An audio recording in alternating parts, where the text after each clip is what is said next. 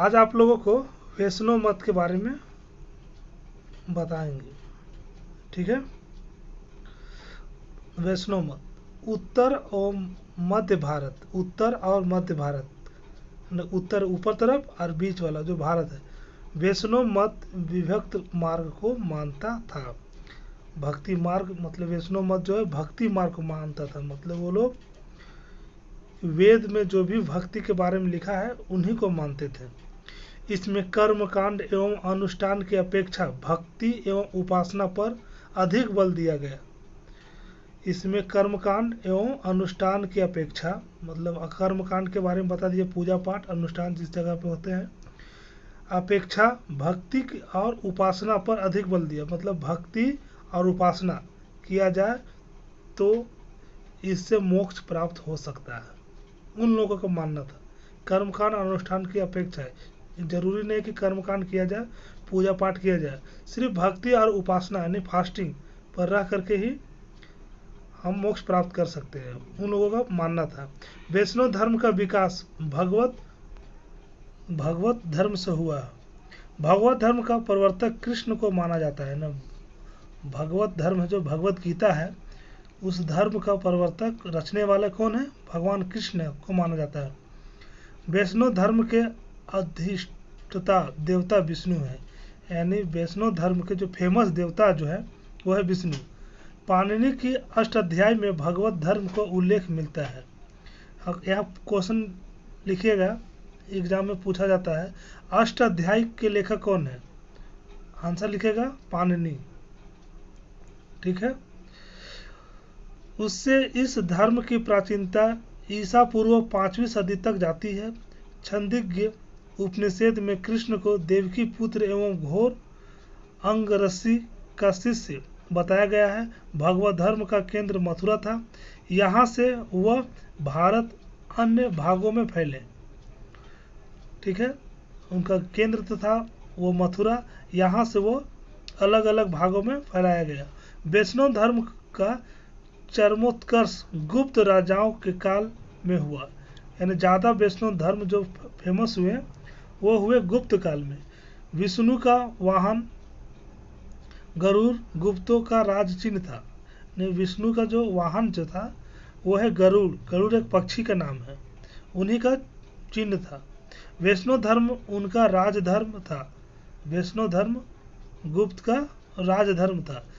तिगवा जबलपुर मध्य प्रदेश का विष्णु मंदिर, देवगढ़ झांसी का 10 अवतार मंदिर, देवगढ़ में, ये देवघर नहीं है, ये देवगढ़ है, देवगढ़ में झांसी यानी झांसी में है वो देवगढ़।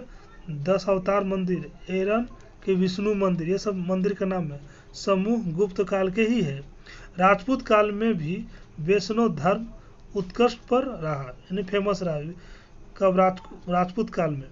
विभिन्न लेखों में ओम नमः भगवते वासुदेवा कहकर भगवान विष्णु के प्रति श्रद्धा प्रकट की गई। चंदेल राजाओं ने भी विष्णु के कई मंदिर बनवाए। गुप्त काल में लिखे गए पुराणों में विष्णु के अवतारों को विस्तृत विवरण मिलता है, न पूरा अच्छा सा जानकारी मिलता है। कहाँ? पुराणों में। ठीक है। राजपूत काल में विष्णु के 10 अवतारों का व्यापक प्रचलन हुआ। राजपूत काल के समय विष्णु के 10 अवतार के बारे में बताया गया। ठीक है। इनकी मूर्तियां निर्मित की गई, बताया गया, और इन लोगों का मूर्ति बनाया गया, स्टैचू जो है बनाया गया। 10 अवतार विष्णु के अवतार निम्नलिखित लिखा गया है, यानी 10 अवतार विष्णु के जो है 10 अवतार आगे लिखा गया है, वो आप लोगों को बताया जा रहा है। पहला मत्स्य अवतार। पहला विष्णु का जो अवतार थे वो मत्स्य यानी मछली, मत्स्य मीन्स मछली। महाजल पलवान यानी प्रलय, यानी पूरा धरती जो है जल में विलीन होने जा रहा था, उसी समय विष्णु ने मत्स्य अवतार धारण किया, यानी मछली के रूप में आए। पृथ्वी को वेदों एवं मनु सहित रक्षा की और पृथ्वी को बचाए, उस सारा पानी को लगभग पी करके। दूसरा अवतार कूर्म अथवा कच्छप अवतार। कूर्म अथवा कच्छप अवतार मतलब इसका है कछुआ, कछुआ के अवतार में दूसरा जन्म हुआ। किनका? विष्णु का।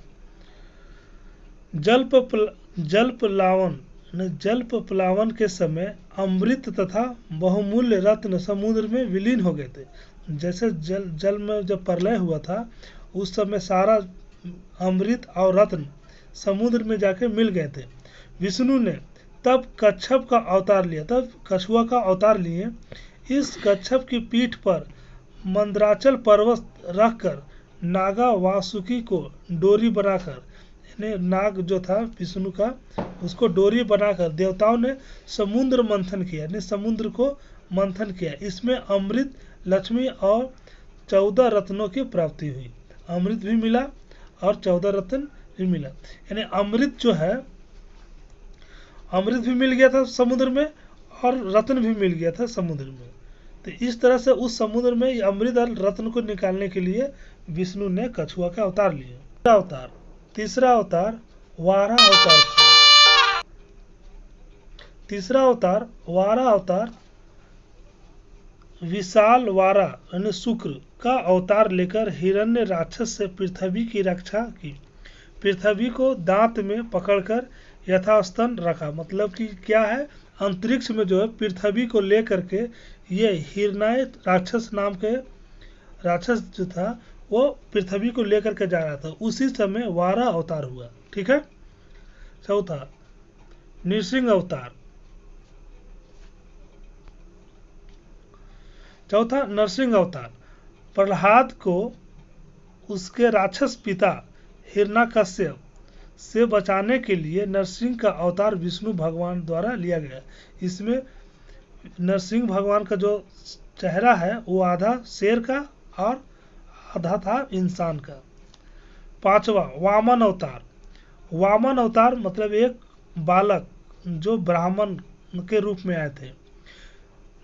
बलि नामक राक्षस ने समस्त ब्रह्मांड पर अधिकार कर लिया था। पूरा ब्रह्मांड पर क्या अधिकार कर लिया था। वह महादानी था, लेकिन वह राक्षस था, लेकिन क्या था, महादानी था। देवताओं की पुकार पर विष्णु एक बौने वामन के अवतार लेकर बलि के समक्ष गए। मतलब एक छोटा सा ब्राह्मण का अवतार लेकर के वो बलि के पास गए और भिक्षा में 3 पग भूमि मांगी। बोले कि हमको 3 डेग जो है ना, 3 पैर से चलेंगे 3 डेग, हमको उतना जमीन दे दीजिएगा। बलि हर्ष तैयार हो गया, खुशी खुशी तैयार हो गया। फिर उस वामन ने विशाल आकार, बहुत बड़ा आकार, इतना बड़ा आकार लिए धारण कर लिए कि 2 पग में यानी 2 ही डेग में पृथ्वी और आकाश को, अंतरिक्ष को नाप दिया। तीसरा पग बलि के सिर पर रखा, जिससे बलि पाताल में चला गया। तब जाकर के बलि से छुटकारा दिलाए। छठा अवतार परशुराम अवतार। इन्हें भी विष्णु का अवतार माना जाता है। इन्होंने 21 बार पृथ्वी को क्षत्रिय से विहीन किया था। ठीक है, क्षत्रिय जो आज राजपूत बोलते हैं। सातवां रामावतार। सातवां जो है राम अवतार, जो अभी रामायण में राम अवतार बोलते हैं। रावण के विनाश के लिए विष्णु ने राम का अवतार लिए थे। ठीक है। आठवां कृष्ण अवतार। कंस के विनाश करने, उसका मामा कंस जो था कृष्ण के मामा थे, तो उनको मारने के लिए विष्णु के रूप में, कृष्ण के रूप में विष्णु ने अवतार लिए। ठीक है। नवा अवतार जो थे बुद्ध अवतार, जो गौतम बुद्ध के बारे में हम पढ़ा चुके हैं। पशु बलि रोकने के लिए, पशु को बलि यानी पशु को मारने के रोकने के लिए लोगों को धर्म का, दया का, सत्य का, अहिंसा का उपदेश देने हेतु बुद्ध को अवतार हुआ। ठीक है। 10वां अवतार कलिक अवतार, जिसे कल्कि अवतार भी बोला जाता है। ऐसा माना जाता है कि कलयुग से मुक्ति दिलाने हेतु विष्णु श्वेत अश्व पर सवार होकर अवतार लेंगे। यह भविष्य में लिया जाने वाला अवतार है, जो अभी बाकी है। समझ में आ रहा होगा। दक्षिण भारत। वैष्णव धर्म का विकास में दक्षिण भारत के संतों ने महत्वपूर्ण भूमिका निभाई। यहाँ जैन एवं बौद्ध धर्म के बढ़ते प्रभाव को चुनौती का सामना करने के लिए वैष्णव मत का अत्यधिक प्रचार प्रसार हुआ। यानी बौद्ध धर्म को दबाने के लिए वैष्णव धर्म का बहुत ज़्यादा प्रचार किया गया। कहाँ? दक्षिण भारत, यानी भारत के नीचे की ओर। वैष्णव को मानने वाले को अलवार संत कहा जाता है। प्रश्न लिखिएगा, वैष्णव धर्म को मानने वालों को क्या कहते हैं? शायद हम बता दिए थे, अलवार। अलवार का अर्थ ज्ञानी होता है। तिरुमंगई नामक अलवार संत ने वैष्णव मत का अत्यधिक प्रचार प्रसार किया। अलवार संत की संख्या 12 बताई गई है। इनमें तिरुमंगई, अंडाल एवं नम्मलवार अत्यंत प्रमुख थे। अंडाल एकमात्र महिला अवतार संत थी। ठीक है, अंडाल जो महिला का नाम था। यह वैष्णव संत पेरिये अलवार की पुत्री थी। विष्णु के प्रति अपनी अपरिमित भक्ति के कारण अंडाल ने स्वप्न में उनके साथ विवाह होते देखा और अपने भक्ति गीतों में अपने अनुभव प्रकट किए। यानी जो अपने गीत गाई उसमें बताई अनुभव जो हुआ। अंडाल स्वयं को विष्णु की प्रेमिका मानती थी। जो अंडाल थे, जो उनका पुत्री जो था, एक महिला जो अंडाल थी, वो विष्णु की प्रेमिका मानती थी और उनके प्रति अपने प्रेम गीत गाती थी। दक्षिण भारत में अंडाल के पदों को जो प्रतिष्ठा प्राप्त हुई, वही प्रतिष्ठा उत्तर भारत में कालांतर में मीराबाई की प्राप्ति हुई। अलवार संतों की अंतिम कड़ी नमलवार एवं उनके प्रिय शिष्य मधुर कवि का नाम उल्लेखनीय है। उनके भक्ति गीतों में गंभीर दार्शनिक चिंतन दृष्टिगोचर होता है, नहीं मालूम पड़ता है। दृष्टिगोचर मतलब दिखाई देता है। उन्होंने मोक्ष का मार्ग विष्णु भक्ति एवं विष्णु कीर्तन को बताया। बोले कि अगर मोक्ष प्राप्त करना है तो विष्णु का भक्ति कीजिए और उसका गीत गाइए। दक्षिण भारत में पल्लव राजाओं ने वैष्णव धर्म को राजधर्म बनाया। सिंह विष्णु ने आदिवारा मंदिर, मल्लमपुरम एवं नरसिंह वर्मन द्वितीय ने कांची में बैकुंठ पेरुमाल मंदिर बनवाया। बदामी के चालुक्य नरेश ने भी वैष्णव मत को माना। ऐहोल में कई विष्णु मंदिर निर्मित किए गए। वैष्णव भक्त आचार्य की परंपरा में निम्न आचार्य हुए। वैष्णव धर्म में बहुत सारे आचार्य हुए। वो कौन कौन? पहला, नाथ मुनि। नाथ मुनि ने श्री वैष्णव संप्रदाय चलाया। वैष्णव आचार्य की परंपरा में ये प्रथम थे। इनका जन्म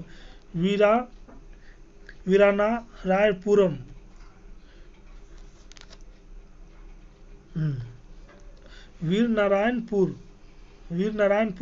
में हुआ था। ये तमिल और संस्कृत के विद्वान थे। उन्होंने अलवार संतों के भक्ति गीतों का संग्रह नालामीर दिव्य प्रबंध नाम से किया। इन्होंने सभी के लिए भक्ति के द्वार खोले। इनके 11 शिष्य थे। इन्होंने मथुरा, द्वारिका, बद्रीनाथ आदि स्थानों का भ्रमण कर अलवारों के भक्ति का सिद्धांतों का प्रचार किया। अलवार के भक्ति का प्रचार किया। अलवार कौन है? विष्णु धर्म को मानने वाले। इन्होंने मधुर कवि का शिष्य कहा जाता है। इन्हें मधुर कवि का शिष्य कहा जाता है। दूसरा, यमुनाचार्य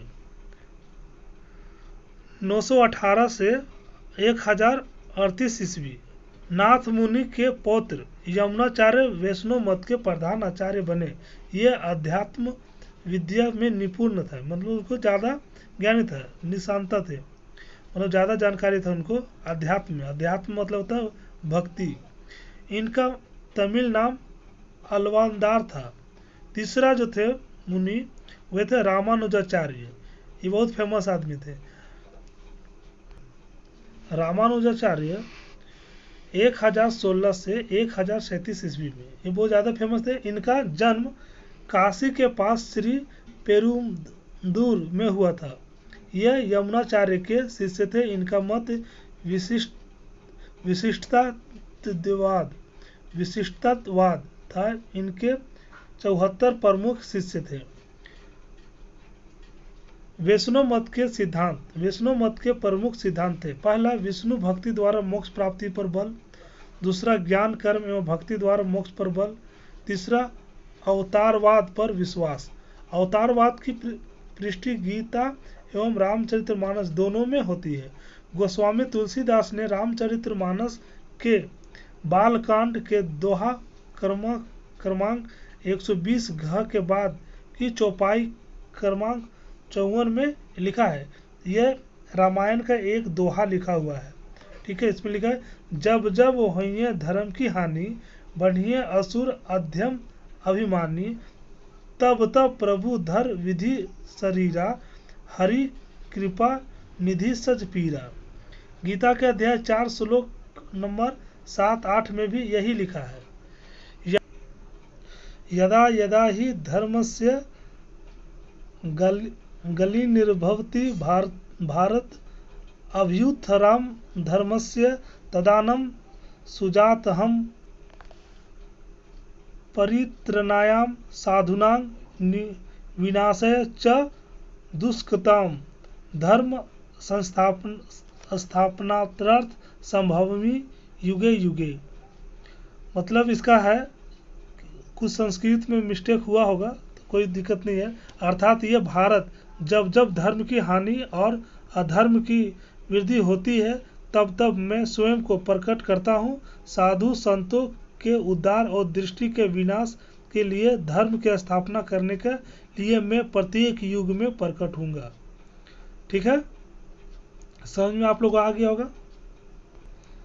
ठीक है, समझ में आप लोगों का आ गया होगा। ये संस्कृत के कुछ दोहा है जो जब भी पढ़ते हैं तो वो जुबान से निकलता नहीं है मेरा, क्योंकि थोड़ा सा लड़खड़ा जाते हैं। इसका मतलब हम आपको बता दिए। अब आगे जो है शैव मत के बारे में चर्चा करेंगे। ठीक है, शैव मत कौन है? ये शिव को मानने वाले हैं। समझ में आ रहा होगा इसका। अब कल लास्ट वीडियो है, इसके बाद आप लोगों को प्रश्न और उसका आंसर करवा देंगे। ठीक है, अगर वीडियो अच्छा लगे तो लाइक भी कीजिएगा, कमेंट भी कीजिएगा और सब्सक्राइब भी कीजिएगा, और दोस्तों का शेयर भी कर दीजिएगा वीडियो, ताकि उन लोगों को भी लॉकडाउन में कुछ फ़ायदा हो जाए। धन्यवाद।